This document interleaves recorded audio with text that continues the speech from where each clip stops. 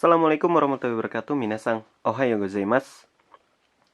Konkai no atashi wa Gakusudo no Nihongo no Ryoku Shiken no N4 o oshiete ikitai to omoimasu.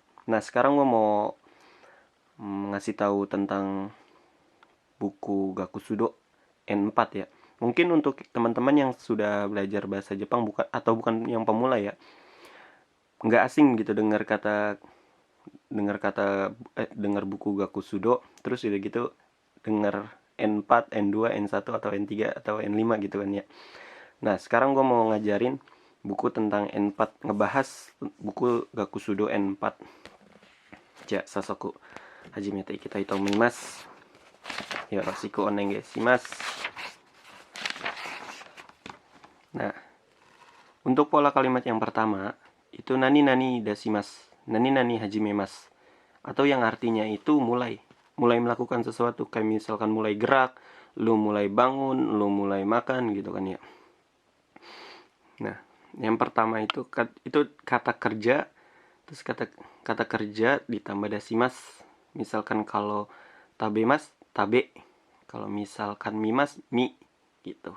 Ditambahin hajimemasu jadi tabe hajimemasu, tabe dashimasu, mi dashimasu, mi hajimemasu gitu. Nah, kita bahas contoh yang pertama. Yang pertama itu contohnya Kyū ni ame ga furi hajimemashita. Kyū ni ame ga furi dashimashita. Itu tuh yang artinya tiba-tiba hujan turun, sudah mulai turun. Tiba-tiba nih hujan mulai turun, misalkan langitnya lagi terang, terus hujan tiba-tiba turun gitu, itu bisa digunakan. Nah, untuk yang kedua itu pinatsu o tabe hajimeru to nakanaka yamerarenai desu. Jadi kalau udah mulai makan kacang nih, nggak bisa berhenti dia, nggak kunjung-kunjung nggak berhenti. Nah, enjin ga ugoki hajimemashita, enjin ga ugoki dashimashita, yang artinya itu mesin sudah mulai bergerak. Nah, yombang yang keempat, ikangai o omoi hajimemashita, ikangai o dashimashita. Nah, itu artinya itu udah mulai memikirkan hal yang bagus atau ide yang bagus. Itu untuk kata kerja mulai melakukan sesuatu. Nah, selanjutnya kata kerja atau perintah. Lihat perubahan. Mungkin untuk yang bukan yang pertama ya, untuk yang sudah belajar bahasa Jepang mungkin tahu mungkin sudah tahu tentang kata kerja 1, kata kerja 2, dan kata kerja 3 ya. Jadi nggak usah disebutin kali ya. Nanti untuk misalkan ada yang mau tanya-tanya, tanya aja. Nah, yang pertama itu DTIK, pergi keluar. Nah, yang kedua itu isoge. Yang ketiga miro atau mio. Yang keempat tabeo.